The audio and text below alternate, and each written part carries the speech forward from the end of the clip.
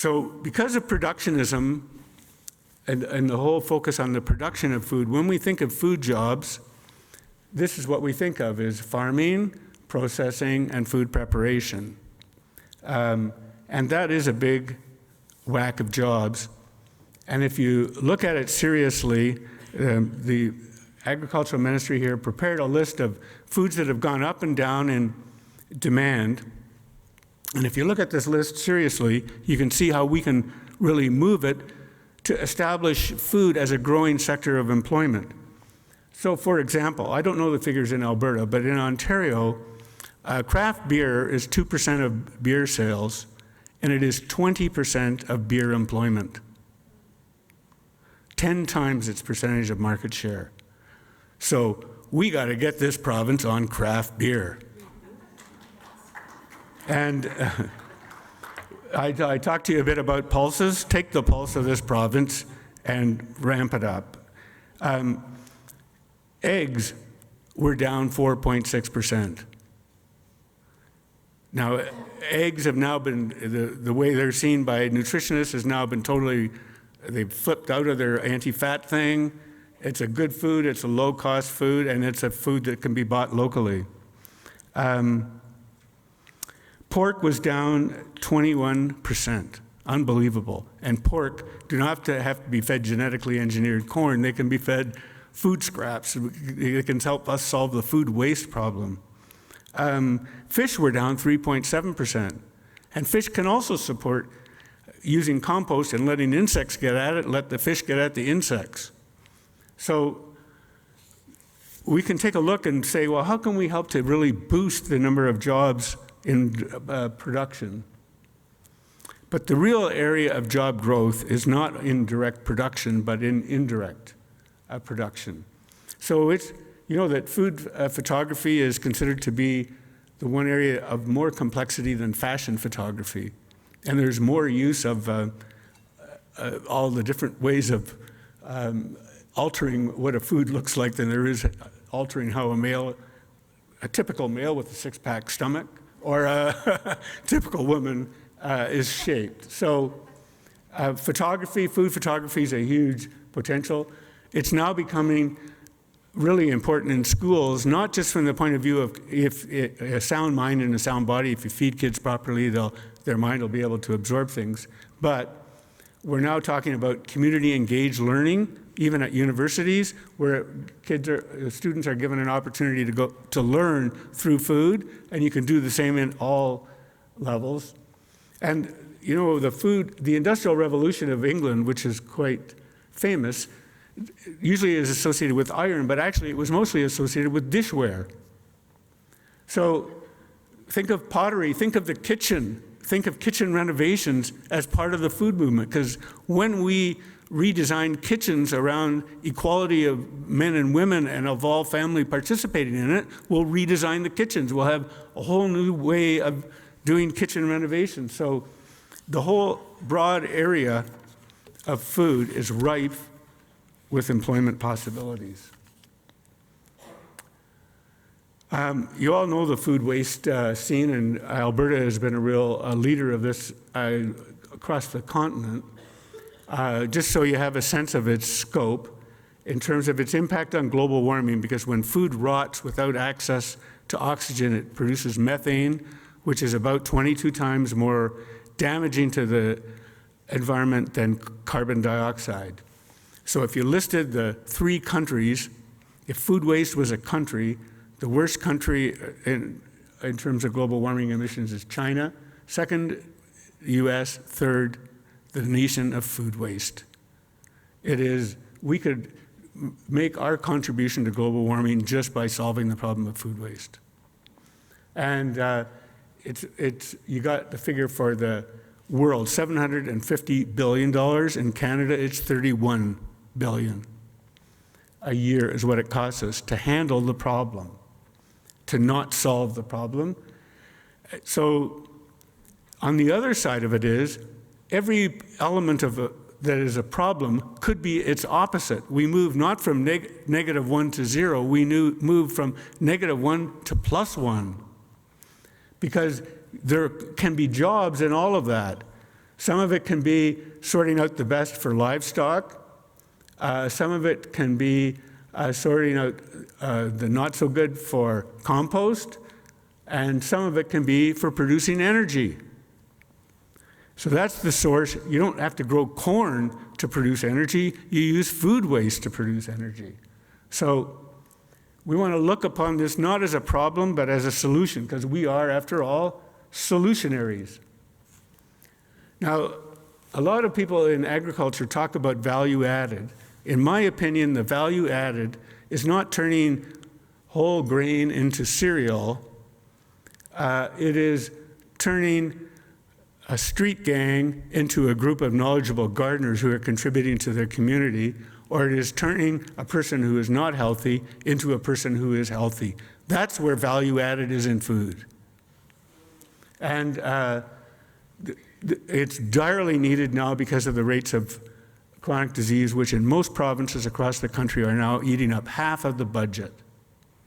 And so we're not talking about new money to go into food. We're talking about diverting money that is now being direct waste in the garbage or unnecessary in the medical system. We're not talking about new money to fix food. We're talking about diverting money from negative expenditures to positive expenditures.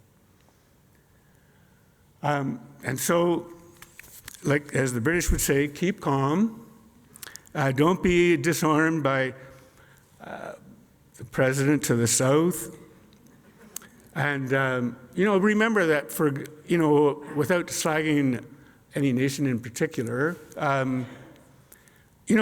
it may be true, it certainly is true that he's a bigot and a racist, I think. But you know what, so have 80% of the US presidents, but nobody knew they were. Now we know there's progress. So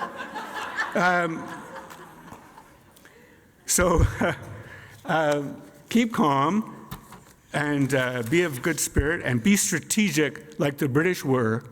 Think in terms of food policy. And I believe the key is we need to identify, as they did in Britain, that food is a strategic sector because of all of these qualities, its bigness and its interconnection. It's not just any other sector, it's a sector that moves other sectors. And so cities and provinces need an overarching strategy that is going to be designed to add value but with health, add value to the environment by managing waste, and adding value to the economy by adding jobs. And let's do it. And one final bit. This is when I retired in Toronto, which is how do you describe uptight in a polite way? Chickens are illegal. So we're at a meeting about 30 feet from the mayor's office, and 5 city councilors brought in an illegal chicken to say goodbye to me. And it laid an egg, actually, right there on the spot. So people said, don't lay an egg. And but the point is, Franklin Delano Roosevelt, the New Deal president of the United States, referred to himself as a happy warrior, and we must be that too. Happy warriors. Thank you very much.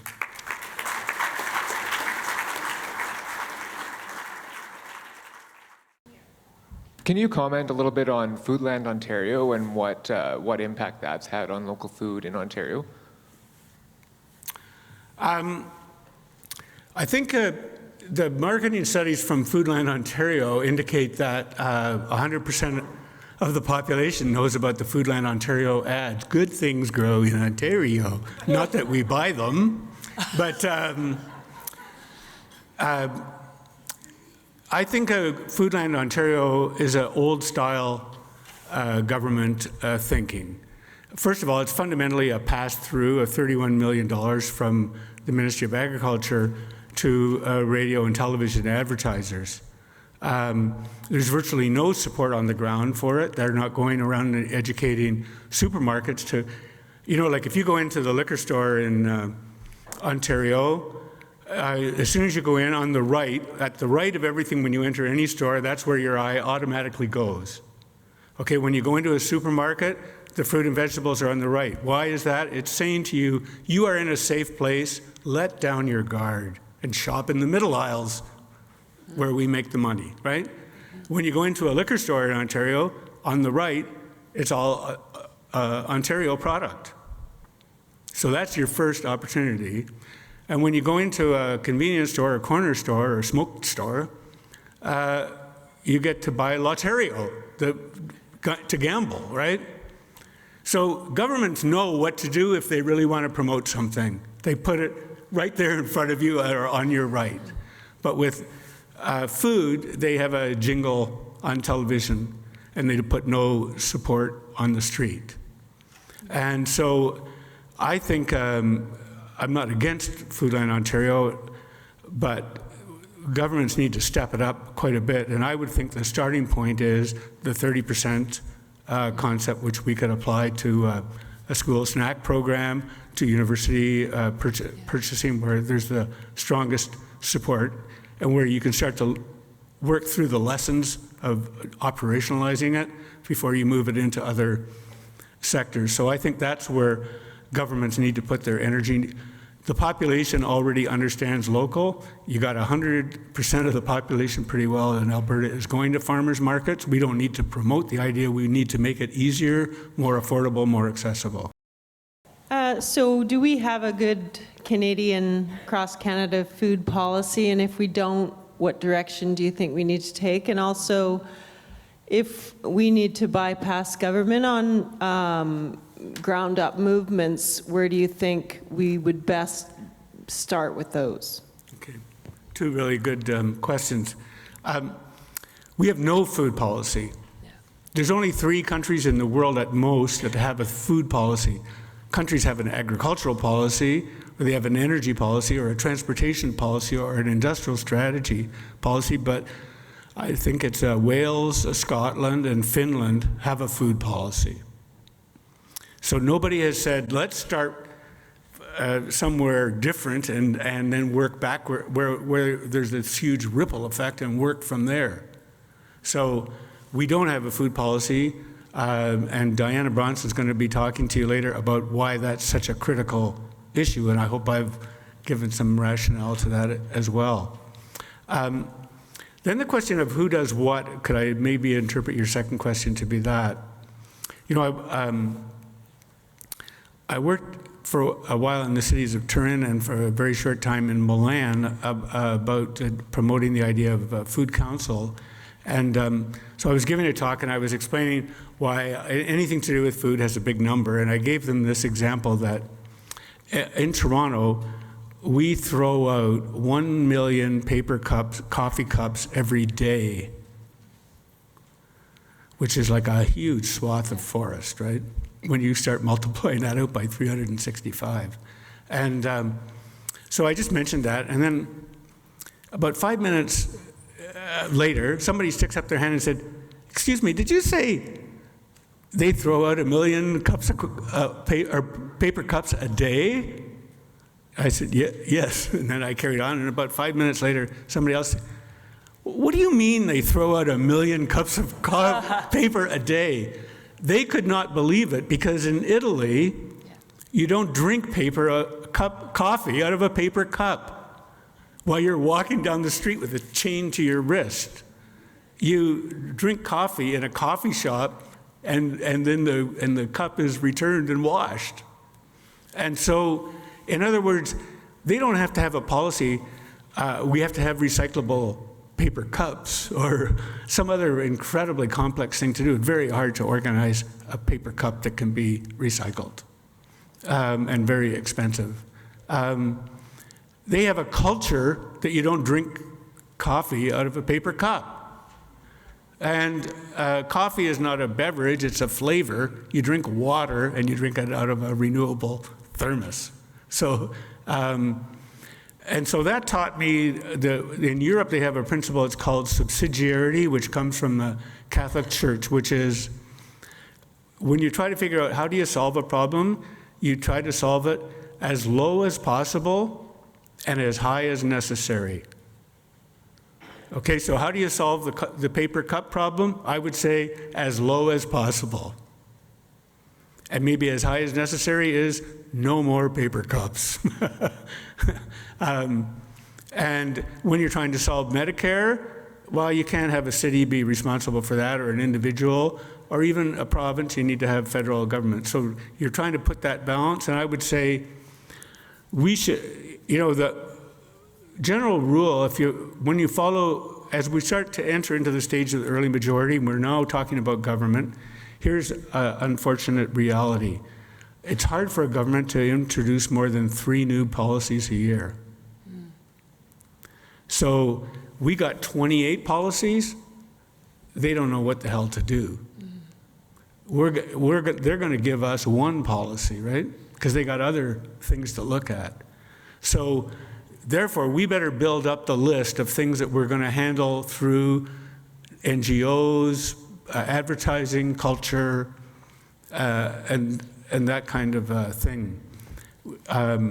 So I would say as much as possible, we should do it through culture and through the movement, and as much as is necessary, we should do through government and legislation.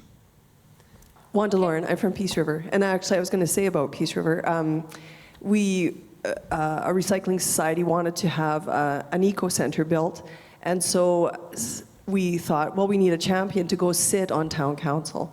And so I ran for town council with an agenda item, and I think that a lot of foodies and ground roots people don't consider that they should get on town council. Like, just tell people I want chickens in town, and let people know your agenda and run for town council. And when it was a nasty 3 years, because town council is not necessarily everybody's cup of tea, but you champion something and then you're done. And so we got the eco center built, and we also got chickens in town. So there was stuff that we got done that we didn't even think we would. And then in 2010, I was done.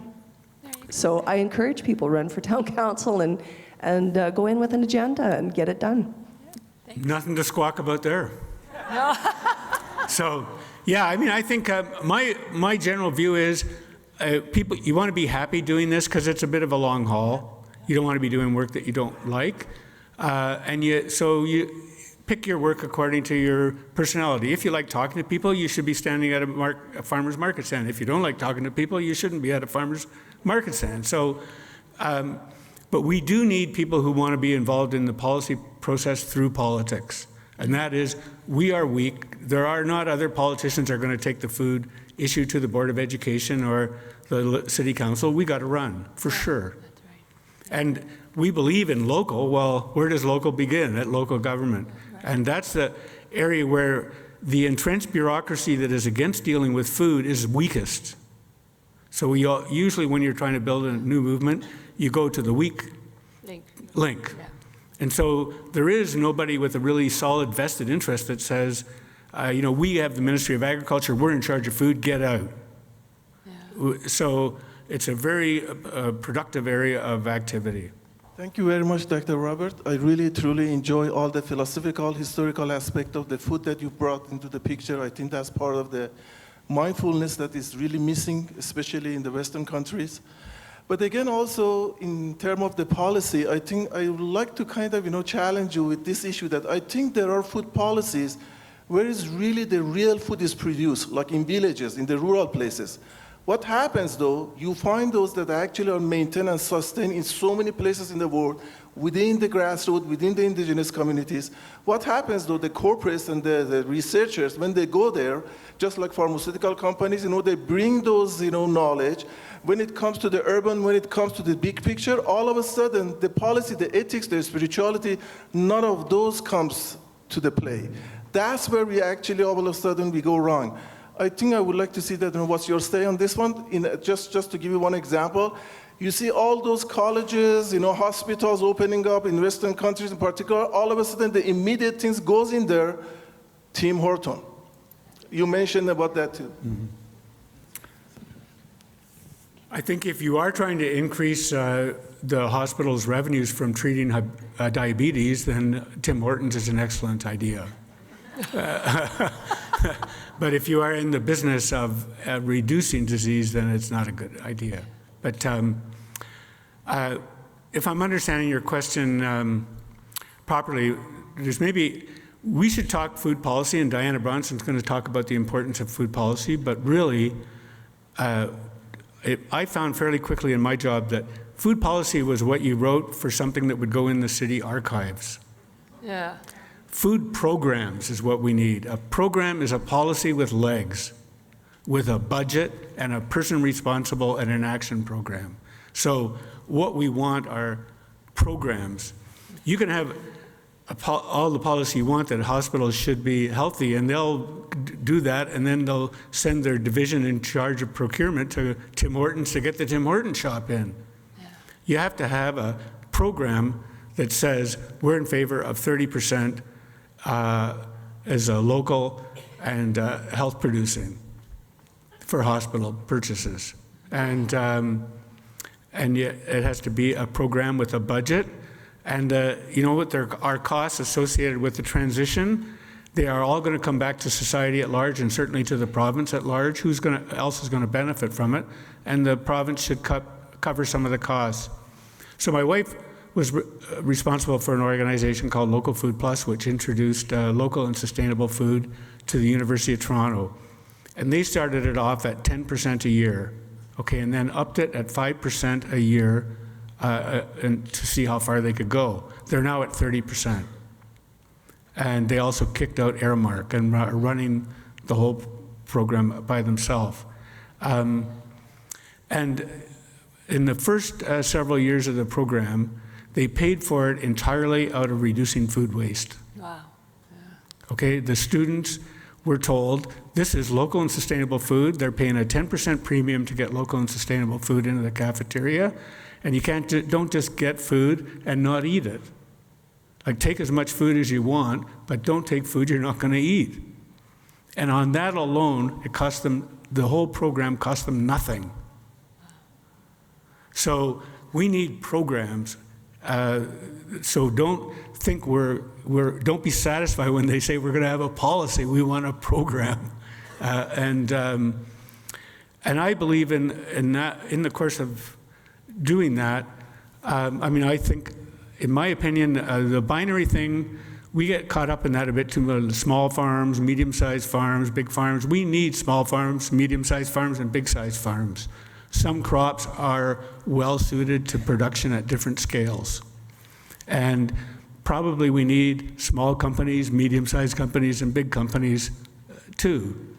But big companies don't belong where small companies do a better job, and small companies don't belong where big companies do a better job. So we need to sort that out, and I think we do it through programs. By and large, I think most people would agree, food made in small batches tastes better and is healthier.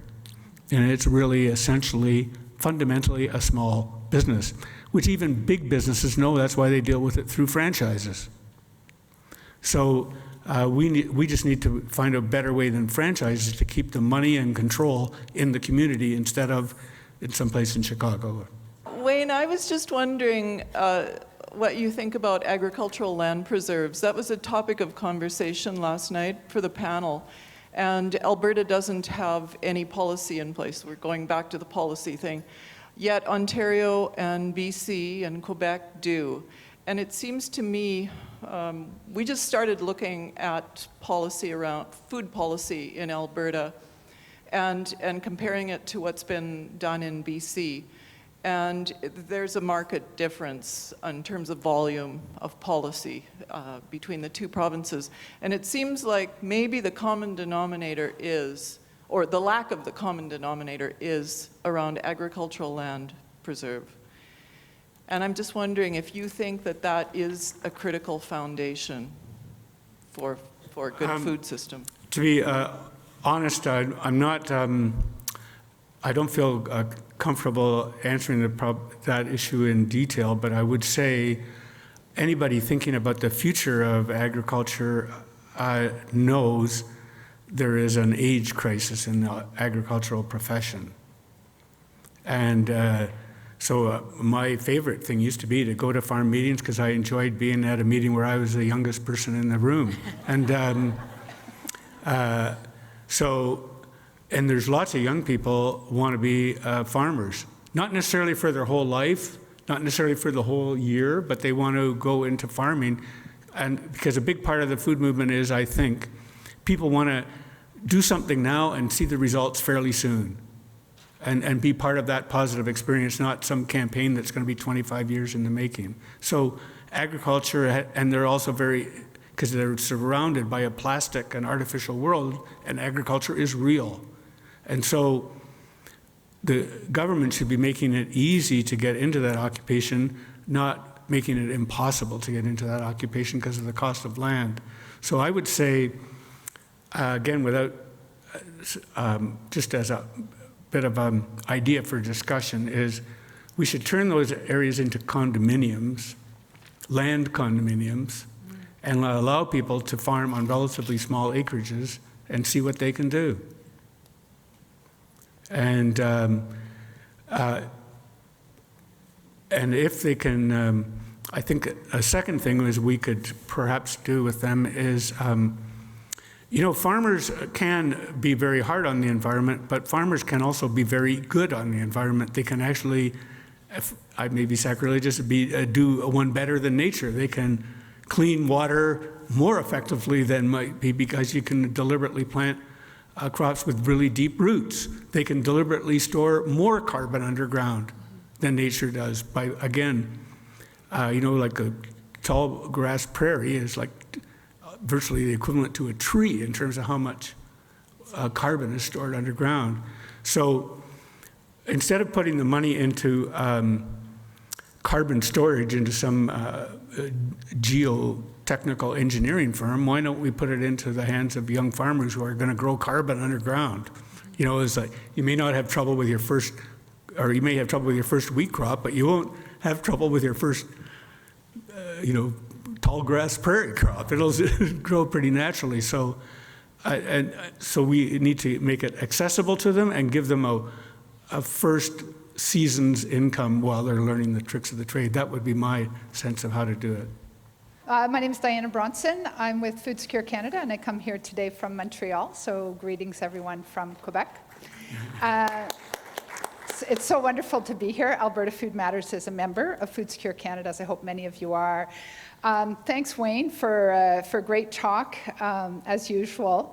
I just wanted to give a couple of pieces of information about where we're at on federal food policy. So Justin Trudeau gave our Minister of Agriculture, Lawrence MacAulay, a mandate to develop a national food policy that would put more healthy Canadian food on the plates of Canadian families by 2018. Consultations are expected to launch soon, and Food Secure Canada, as a national network of organizations and people like yourselves concerned about the future of our food system, we're working on a few key goals. One is to have a policy that comes with resources to support the kind of programming and innovation that is going on around the country. Another key goal for us is to have a seat at the table of where policy is made, which is currently behind closed doors in government silos and giving the results that we know. Another goal is to have really a whole of government approach, and I like your whole of society approach, that too, and have a real citizen engagement around this. Right now, there are high-level committees in Ottawa, chaired by the Minister of Agriculture, but with 13 different government agencies around the table: public health, finance, food safety, fisheries and oceans, Indigenous Northern Affairs, Health Canada. This is a good first step. But if we want it to not be the policy that sits on a shelf that nothing happens with, it is absolutely vital that we all be involved in creating what that policy is going to be. So that's my pitch, and I'll talk about it a little bit more this afternoon. Hi, my name's Leanne. I don't think there's time to answer this question, but I'm happy just to put the question out there.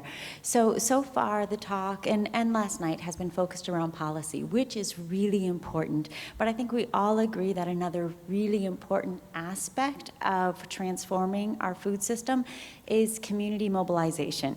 So my question is around how do we mobilize all of the many separate and fragmented great efforts that are going on around local food? How do we bring those together to create a collective vision? And have you seen communities doing that well? Or what would you say about that? So it's cultivating connections, and the key thing about food is not to create connections, they're already there, but to manifest them. So I guess that's my accounts for me being very partial to food policy councils at the city level. And actually, I believe that the concept of a council is that you're bringing all the diverse interests and you're making sure that all 6 sides of the Rubik's Cube are being looked at before you develop a policy. And so in my opinion, you could really have a food policy council at a hospital, and you could have it at a school board. Because again, there's the bean counters have to know what it's going to cost. The people have to know what they want to eat. The company needs to know, and the workers need to know what are their objectives. So wherever you have a whole bunch of things to thrash out, then you need a food policy council, in my opinion. So you're looking at the Rubik's Cube from all sides. So I think we should have food councils everywhere. And my argument for cities that wondering whether they can afford it is that whether they can afford not to have it. Okay, so if you take the $31 billion a year, just divide it by cities of 1 million, and you got an idea of how much it's costing them every year not to deal with the food waste issue, right? Let's connect on that one, and we'll come out of the gates with a big money saver for the city that'll pay for all the other programs. Like, as I say, the food thing does not cost any money. We need to tell the politicians we have to divert bad money into good money. That's and we need to have connections to do that. So I think one obvious place is through with civic support through a food council. I think that Alberta Food Matters and other organizations have to play a really critical role. And so a problem is that no one is oriented to the connecting commitment. So if you look at the foundations, they will support a program that will help, children learn gardening skills or something like that. But they generally don't give to the organizations that are the connective tissue. They don't pay for infrastructure. Well, you can't have a transportation system. You can't have any system without infrastructure. And connection is our infrastructure. And so I think we do need, as part of our moving into the early majority phase, is we need to have serious talks with funders that you got to put money into connection, and you'll get it all back.